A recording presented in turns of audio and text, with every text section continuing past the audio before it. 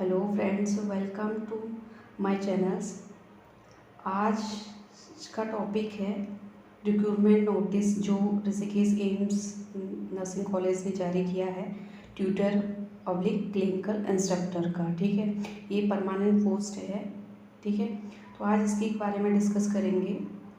Topic start करने से पहले अगर आपने अभी तक मेरा चैनल सब्सक्राइब नहीं किया है तो चैनल को सब्सक्राइब कर दीजिए। अगर अभी आप मेरे चैनल पर जुड़े हैं तो भी चैनल को सब्सक्राइब करें, लाइक करें और शेयर करें और बेल आइकन को प्रेस करें सब्सक्राइब करने के बाद, ताकि जो भी लेटेस्ट नोटिफिकेशंस है वो आपको मिल जाए। ठीक है, तो आज हम इसमें मैं बताऊंगी आपको कि इसमें कितनी टोटल पोस्ट है, क्या एज रिलैक्सेशंस है और क्या इसमें क्वालिफ़िकेशन मांगी गई है। ठीक है, और इसका एग्ज़ाम पैटर्न क्या रहेगा और क्या क्या सिलेबस होगा और कैसे आपको तैयारी करनी है। ठीक है, तो स्टार्ट करते हैं। ये क्या है, ट्यूटर और क्लिनिकल इंस्ट्रक्टर की पोस्ट है। इसे क्या है, college of nursing AIIMS Rishikesh जो उत्तराखंड में है, इसने क्या किया है, जारी किया है। इसमें जो टोटल पोस्ट है 33 पोस्ट है, जिसमें अनरिजर्व की 15 पोस्ट है, ओबीसी की 8 पोस्ट है, एससी की 5 पोस्ट है, एसटी की 2 पोस्ट हैं और ईडब्ल्यूएस कैंडिडेट के लिए 3 पोस्ट है। ठीक है, ये ग्रुप ए की पोस्ट है।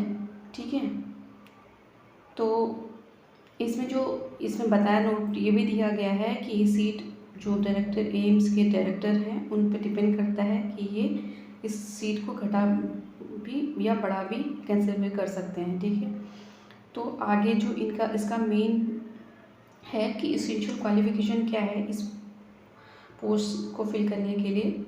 तो इसका इसेंशियल क्वालिफ़िकेशन क्या है, इसका बीएससी नर्सिंग होनी चाहिए किसी रिकॉग्नाइज्ड इंस्टीट्यूट से या यूनिवर्सिटी से, और रजिस्टर्ड नर्स होना चाहिए। उसके साथ साथ क्या होना चाहिए, 3 साल का एक्सपीरियंस होना चाहिए टीचिंग इंस्टीट्यूशंस का। ठीक है, बहुत सारे लोग क्या होते हैं, कंफ्यूज हो रहे हैं, मैं भी थी इस पर क्योंकि ऑलरेडी मैंने भी फिल किया है।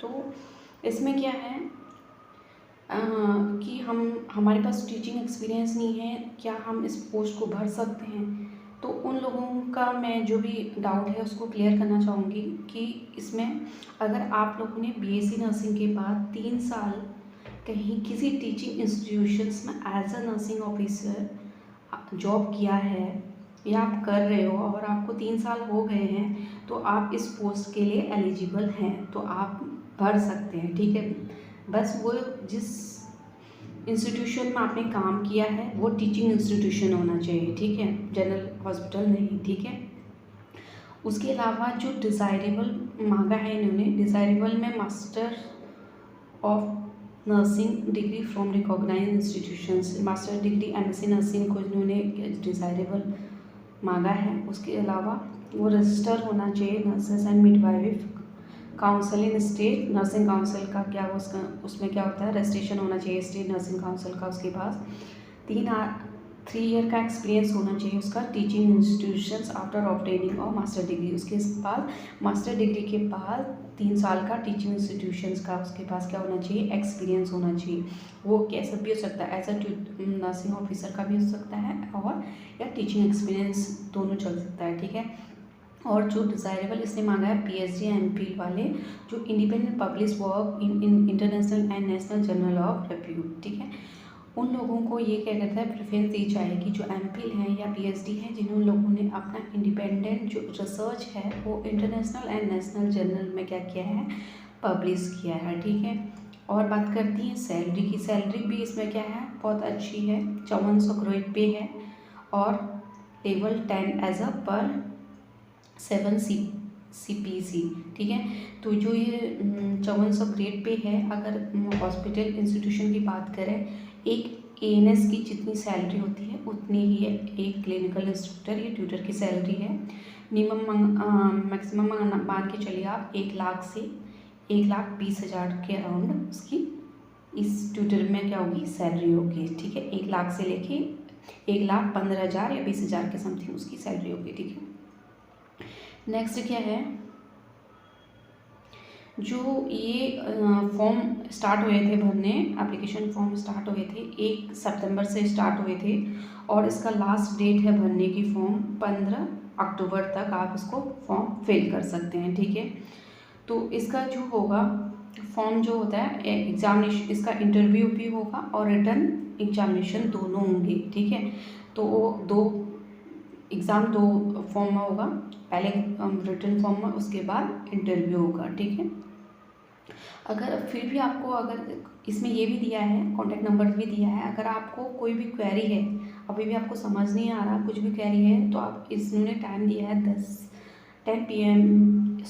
AM to 5 PM all working day, all यानी मंडे टू सैटरडे, आप ऑल वर्किंग डे जो टाइम दिया है, इस पर अगर कोई क्वेरी है तो ये नंबर पर आप कॉल कर सकते हैं। ठीक है, और इन्होंने बताया है जो क्या कहते हैं, जो फीस स्ट्रक्चर है, अनरिजर्व ओबीसी और EWS कैंडिडेट के लिए जो फ़ी अमाउंट है 2000 रुपीज़ है, पेबल है, और ST कैंडिडेट के लिए 1000 है, और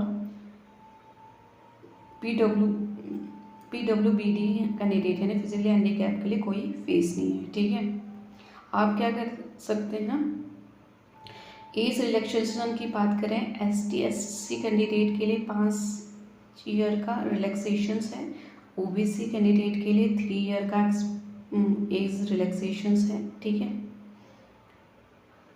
उसके अलावा क्या है, अगर कोई गवर्नमेंट जॉब करता है, परमानेंट जॉब करता है एज ए नर्सिंग ऑफिसर या क्लिनिकल इंस्पेक्टर, जो भी करता है वो इस फॉर्म को तब भर सकता है अगर उसको एज, उसको एज का जो रिलैक्सेशन कब मिलेगा, 5 ईयर का उसकी एज में रिलैक्सेशन मिलेगा। अगर वो इस मतलब ये फॉर्म भरने की एज उसकी चले गई है, फिर भी अगर उसको किसी इंस्टीट्यूशन में जहाँ जॉब कर रहा है वहाँ पे अगर उसको जॉब करते हुए, परमानेंट जॉब करते हुए 3 साल हो गए हैं, तो उसको भी क्या होगा, 5 साल का एज रिलैक्सेशन मिलेगा। ठीक है, और ex serviceman as a central government के हैं तो उनको भी एज रिलैक्सेशन मिलेगा। ठीक है, और ये भी बोला गया है इसमें कि आप इसमें कोई भी आपको हार्ड कॉपी या प्रिंटेड फॉर्म कॉपी, मतलब प्रिंटेड हार्ड कॉपी आपको कोई भी सेंड नहीं करनी है पोस्ट से। जो भी डॉक्यूमेंट सबमिट कर होंगे, जब आपको इंटरव्यू के लिए बुलाया जाएगा तभी आपको फिल करने होंगे, सबमिट करने होंगे। ठीक है, उससे पहले आपको कोई डॉक्यूमेंट्स सबमिट नहीं करने हैं। ठीक है, और जो गवर्नमेंट एम्प्लॉई है उसको क्या करना है, यानी रेगुलर गवर्नमेंट एम्प्लॉई है, उसको फॉर्म भरने से जब इंटरव्यू के समय नॉन ऑब्जेक्शन सर्टिफिकेट सबमिट करना है। ठीक है, तो NOC लेना, जो परमानेंट स्टाफ हैं उनके लिए NOC बहुत ज़रूरी है। ठीक है, इसमें दिया है 12 पॉइंट है, the process of selection will be interview and और written test depending upon the number of candidate. ठीक है, कैंडिडेट के नंबर के हिसाब से उसका क्या होगा, इंटरव्यू और रिटर्न टेस्ट होगा। ठीक है, और इसमें जो अगर आप सिलेक्शन हो जाता है तो आपका जो प्रोबेशन पीरियड होगा वो 2 साल का होगा। ठीक है, उसके अलावा आप लास्ट में मैं बताऊंगी कि इसमें आप लोगों को ये फॉर्म भरने के बाद आपको क्या क्या पढ़ना है। मेनली अभी तक हमने जो भी एग्ज़ाम दिए, नॉर्सेट के एग्ज़ाम दिए या और नर्सिंग एग्ज़ाम दिए, उसमें मेनली मैथ सर्च हो गया, OBG साइकेट्रिक, यही कुछ मतलब टॉपिक से हमारा क्या होता है, एग्ज़ाम में क्वेश्चन पूछे जाते हैं। लेकिन ये होता है कि जो नर्सिंग ट्यूटर और क्लिनिकल इंस्ट्रक्टर होता है उसमें ज़्यादा से मतलब मोस्टली ज़्यादा क्वेश्चंस नर्सिंग रिसर्च और मैनेजमेंट से भी बहुत सारे क्वेश्चन पूछे जाते हैं। तो अगर आप इसकी तैयारी कर रहे हैं तो आपको नर्सिंग रिसर्च और मैनेजमेंट को भी साथ में लेके चलना होगा ताकि इस जॉब को आप पा सको। ठीक है, अगर आपको मेरी द्वारा इन्फॉर्मेशन अच्छी लगी हो तो प्लीज़ वीडियो को लाइक करें और शेयर करें और कमेंट करें और बेल आइकन को प्रेस करें ताकि आपको ऐसी ही नई इन्फॉर्मेशन आपको मिले। ठीक है, तो थैंक यू।